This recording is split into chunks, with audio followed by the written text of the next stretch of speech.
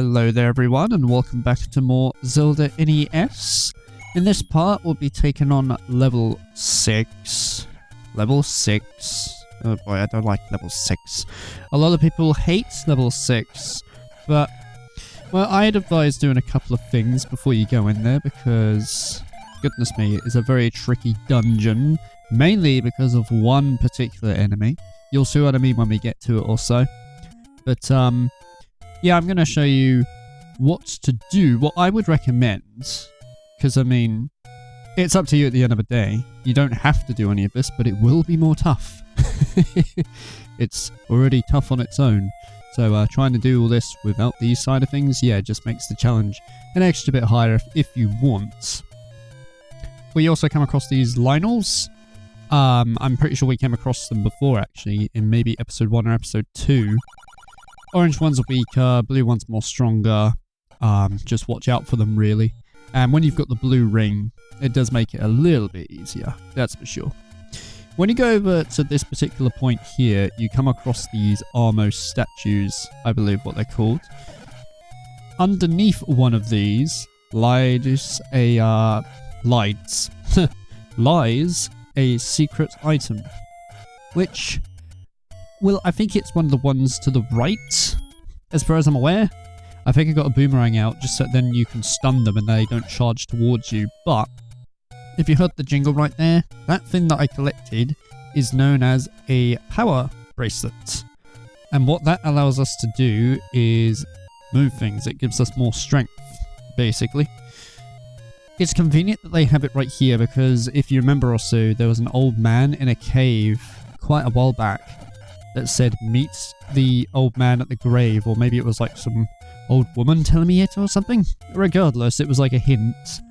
When we go over to this part, which is the graveyard, it follows the clue. It doesn't really tell you where though. This is the particular gravestone you need to push. How you're supposed to know that is beyond me. You just sort of push random once, and you get this sword by grabbing a certain amount of hearts in order to get it. I cannot remember the amount of hearts you need. I think it's probably just maybe like one row, because where it says you need to master using it, yeah, that's basically just saying the amount of hearts required to acquire it. It's not quite clear. I wouldn't have put, you know, master using it, and you could do it. That's got nothing to do with the sword. That's to do with my health, mate. But okay. Anyway, yeah, this is level 6. I recognize it for this yellowish tile scheme thing. I don't know what to call it, but yeah. These are the enemies that are going to be a pain in the arse. They are known as Wizrobes. The orange ones are slightly a pain because they warp around the place and they'll shoot at you, but they will warp and they will stay. So as long as you're paying attention to where they are and where they're facing, you can gauge whereabouts they will shoot. Those ones are not too much trouble. It's the other ones which are really just like, oh my god, good luck. Aim at the eyes of Goma. This is where I realized I fucked up a bit, because when I went here, I was like, yep, cool, I'm all set, I'm all ready. I don't have arrows. So I need to go back. So I thought, right, yeah, bugger that. I'm not doing the whole entirety of that dungeon or labyrinth and find out I don't have the weapon to kill the thing. With the power bracelet, you're able to push one of those boulders which leads you to like these roads that you can take. They are essentially like warp points, if you will. I'm not too sure if the staircases are random. I just open it, go into one of them and just, I don't know, just sort of wish where the heck it wants to put me. You can easily find that by just going down the dungeon from level 6 and then to the right, and there's like a bunch of stairs that lead you to it. This one in particular is quite useful here really because it's just outside of the fairy fountain. In fact, do I show that? I do not. Okay. So I decided to cut all this up. This whole episode here needed to be cut up quite a bunch because there was a lot of faffing around. Oh my god. I found the dude with the arrow and I need 80 rupees and I got 70, so I had to warp over here, or at least not warp. I've done that in the power of editing. The game didn't do that. I had to Just go around, defeat a bunch of enemies, and just farm for those rupees.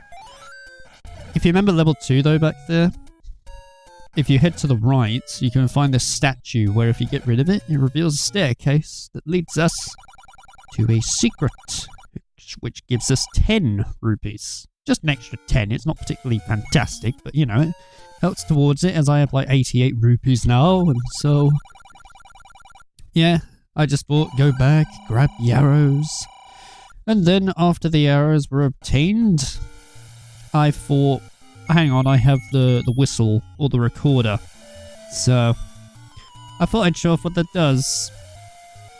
Even though Dig Doggo is weak to it, when you use it, it warps you outside of a dungeon or labyrinth. I'm just going to call them whatever at this point. When you do that, it's just a way to get around quickly. Like as you can see here, it just warps me to level 1. I did this for quite a bit, just to sort of see whereabouts it would take me. And just to give you a gist of it, there's level 2 right there, see? What I decided to do though is I walked over to level 5. Yeah, I think that's 5. 4. One of them. I went towards here because I thought I might as well show this. So there's a particular point in the game which is like the final destination. We can't actually, so you can technically access it. You technically can. But you can't really progress that far. And you'll see what I mean. Also, it might be on the next screen, as far as I'm aware. Yeah, it's this one here. This is known as Spectacle Rock. It says it also in the manual. And, well, one of these rocks has a little entrance hidden behind it. It's kind of a bit of a random place to hide, like, the final area, but I suppose it's something, isn't it? Not a really menacing area, it's just a rock, but there you go. This is level 9. Yeah, one of the more advanced levels.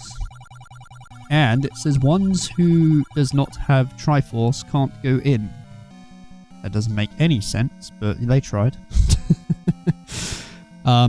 Yeah, it's basically saying that we need all the Triforce pieces in order to progress by that. We don't have all of them, so we need to retrieve them all in order to get there. I just thought it would be interesting to show that. I imagine it must have been quite funny for... I like to imagine a person playing this for the first time. They get the bombs, and then they bomb that, and then they just enter this thing and like, what the heck? This is a bit menacing. Not realizing it's the final level, essentially. There's also a medicine part right there for convenience if you need it. Also, I already have like a blue bottle, so I didn't really need it. I should have got a red bottle, really. I think I was just trying to show that the blue ones give you like one form of health. Using the recorder, I warp about the place. Decide to... Well, I didn't decide. It's RNG. It's random whichever bloody entrance it takes you towards. I did that because then I thought I'm a bit low on health, so I'm going to use that to my advantage and grab the fairy fountain, which is up here also. I suppose I could have done the one perhaps, maybe... Oh wait, no, because that would have been with the rocks, wouldn't it, with the power bracelet? So that kind of defeats the purpose. But yeah, as I had to come here, replenish my health, and after that, now we can head back to level 6. I was very nearly equipped. Very nearly. I just realized, hold the phone, I need to get arrows at this particular point, otherwise we're not going to make much progress. Anyway, yeah, as I was saying before, the orange whiz robes are okay. They're not bad. And I think as well, if you have the magical shield, you can actually deflect some of the stuff they throw at you. So it can make it easier. I don't know why I didn't get that, because that would have helped out a bunch. Oh, and it's especially useful when you get a clock. Because, I mean, that just freezes everything, doesn't it? It's a particularly useful item. At random points, you'll see me, like, bombing walls. It's because we've got the bomb upgrade. I kind of like to just bomb stuff just out of curiosity. I thought I'd just show the message again for some reason. I don't know why. Maybe it was just validation, like, got it this time. I have no idea. I recorded this like back in about, what, August? September? Something like that. This series should have been finished quite a while back, but I just felt like doing other things, really. I only want to record, like, you know, when I'm up for it. I do plan to stay more on top of stuff, though, as I do enjoy this style. It's nice to be back to this, to be honest. Anyway. Yeah, just see right there, like, bombing stuff. Not really much happened there. But, oh boy. It's worth sometimes defeating all the enemies, because you never know if it's going to have like a secret, like a key or something. Plus, you get extra rupees as well. I find it's just better to be on the safe side. Right, these are the bastards, these bloody things right here. So these are blue whiz robes. Now, the orange ones, as you see, they stay, they shoot. These things do whatever the bloody fucking hell they want. They go all over the place. They warp, they shoot. It's just like, yeah. My biggest piece of advice for the blue whiz robes is just good luck and stay on your toes. I guess if you have the magical shield, it also helps you out. So, you know. And yeah, with that, you should be okay. I don't think I've ever gone through level 6 without the blue ring though. I don't know if I can do this with the green tunic in particular. But yeah, I mean, defeating all enemies there gave us like an extra rupee. Money does help a lot in this game. Because at random times, you know, you might just need to go back to grab medicine. Or maybe bombs. Bombs, maybe not. Because I do find that when you kill enemies, oftentimes they drop bombs anyway, and that helps out. Also, yeah, that's another thing too. Killing enemies will sometimes give you the random moment of getting a fairy. Use that to your advantage. Oh my god. They don't replenish all of your health, which is a bit weird because Fairy Fountain does. But, hey ho. And in this room we have vials. Before these split into keys, but because I've got a more powerful sword, I think it's called the magical sword actually, it makes it a tad bit easier. I mean, they weren't particularly too annoying, but yeah. It can be a pain though, this one. I remember in my 2013 LP, I didn't like this area that much. I kept dying on it constantly. It's because I was trying to do live commentary of this at the same time though. Eventually I hit a point where I was just like, okay, that's it, I'm switching to post because this place is too difficult. It's just like, oh, good lord.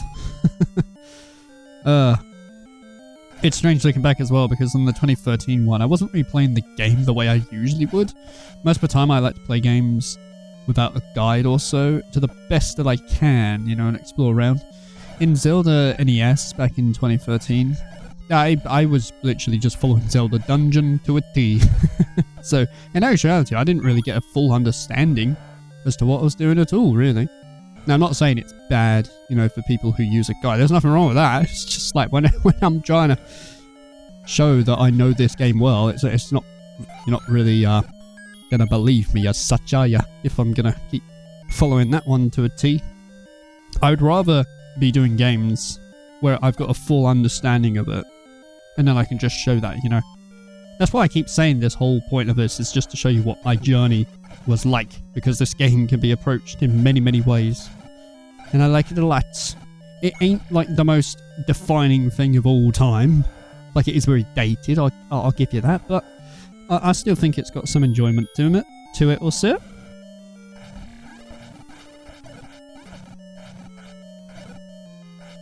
Yes, a bunch more of these bloody blue whiz robes. I'd say they're probably my most despised enemy in the game, to be honest, which is funny, because you come across some of the later labyrinths and everything else is just like, no problem. Even the blue dark nuts I find are kind of a bit easier compared to the blue whiz robes. Nothing really to have note there.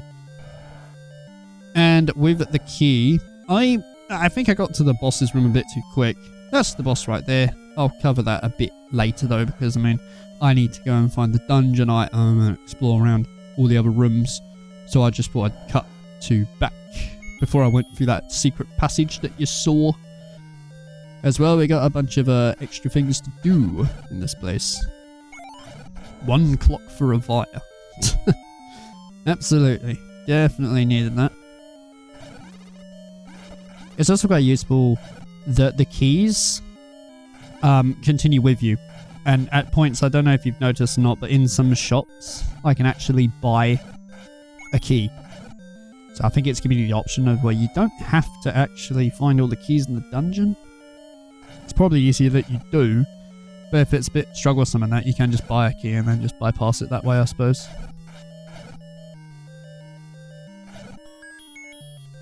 That is the map. Also, the name of this place. I don't know what the bloody hell that thing is. What the fuck? I cannot make that out. I'm so sorry.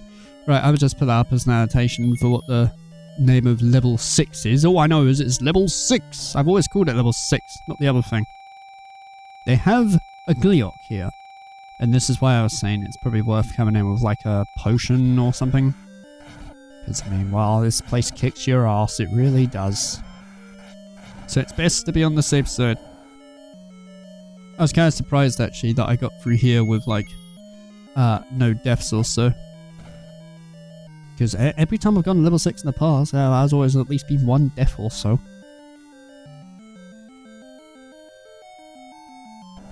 Up in this room is more wizards. Great. There's so many of them. So many of them in this place. That's pretty much the main thing I probably have to say about level 6.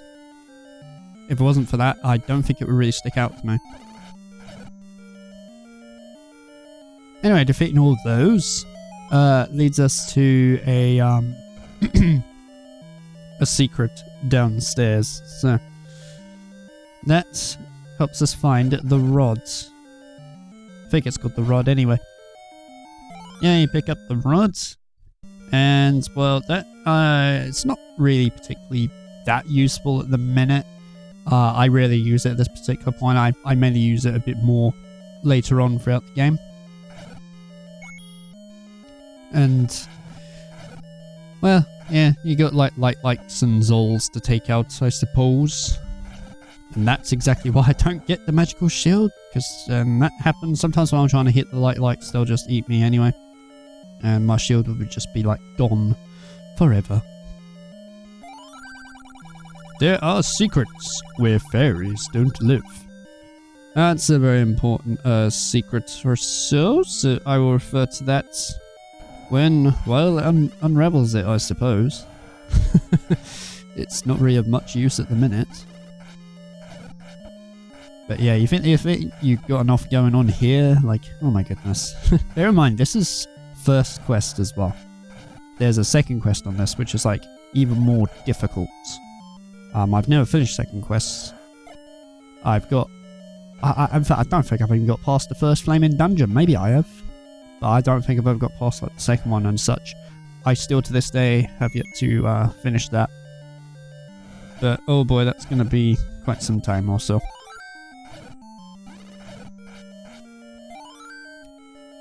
But yeah, the orange ones are great. If I could have more orange wizrobes, that'd be fine. Don't know if you noticed there, but I cut it a bit also. I was on the pause menu for a bit of time. I don't know what was going on. I was perhaps scratching my nose. I have no idea.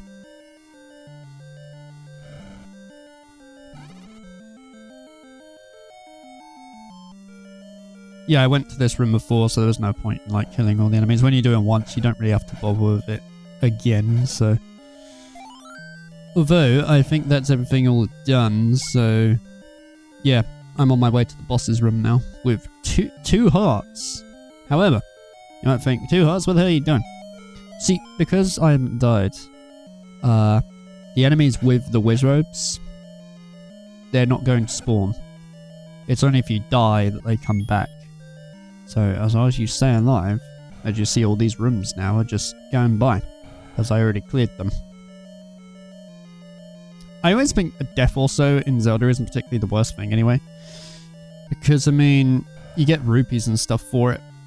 Right, in here is the boss known as Goma, and it is dead. That's it, that's all you need to do. Shoot it in the eye with an arrow, and he dies in one hit. Honestly, what the hell? And yeah, that is level 6. The god-awful level 6.